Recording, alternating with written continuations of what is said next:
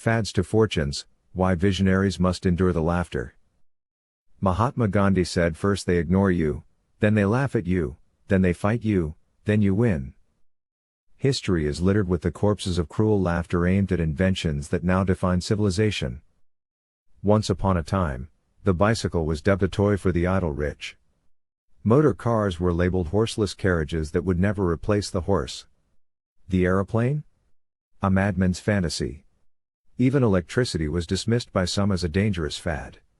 Fast forward, and these fads power our cities, drive our economies, and shape our daily lives.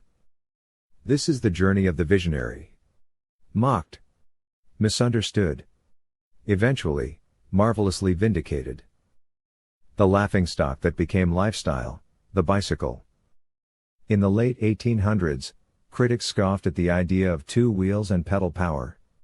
The New York Times once warned women that riding a bicycle could cause permanent physical damage and moral corruption. Today, cycling is a multi-billion-pound global industry. It fuels sport, commuting, tourism, and now even serves as a political symbol for green innovation and wellness. A little pedaling went a long way. Lesson: ignore the laughter. If you see value, ride on. It's not the noise behind you that matters, but the road ahead. Motor cars, a noisy menace for the rich. When Henry Ford envisioned a car for the average American, most people scoffed. Cars were a luxury reserved for the elite. Roads were muddy tracks. The infrastructure didn't exist. But Ford didn't just build a car, he built a system: mass production, fair wages, accessible transport. He redefined not only mobility, but the very structure of modern work.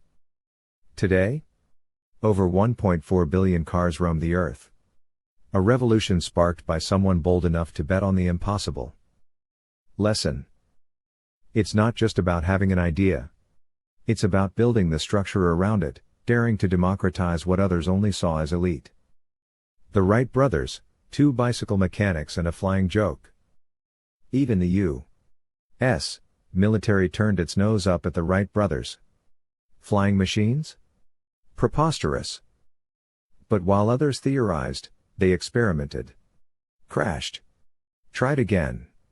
They had no aeronautical degrees, no major funding. Just relentless curiosity and grit.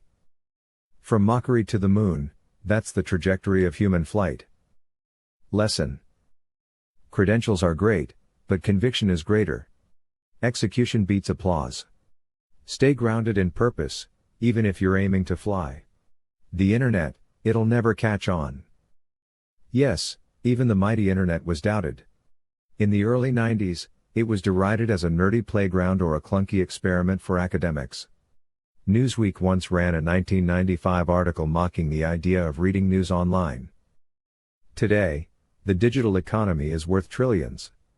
We shop, learn, date, invest, and work online. You're likely reading this blog online. Case closed. Lesson: new ideas often seem useless until they become inevitable. The key is to stay the course long enough for the world to catch up.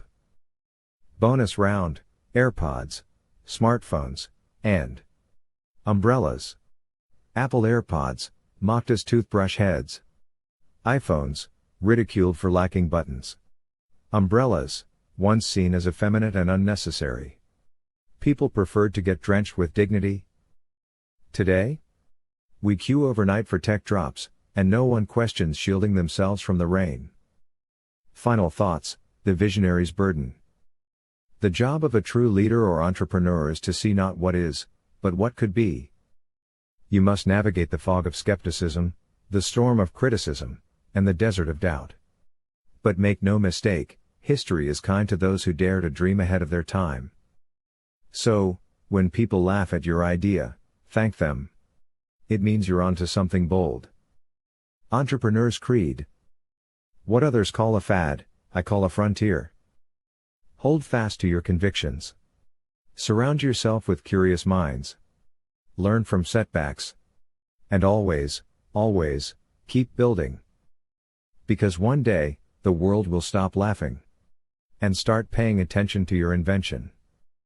About the author. Dr. Adeo Tokoya is a professor, financial coach, and founder of Coachment, a unique leadership and wealth building platform for forward thinkers. He believes life is a gift, money is a tool, and that entrepreneurship, like tennis, is best played with passion, persistence, and the occasional backhand winner.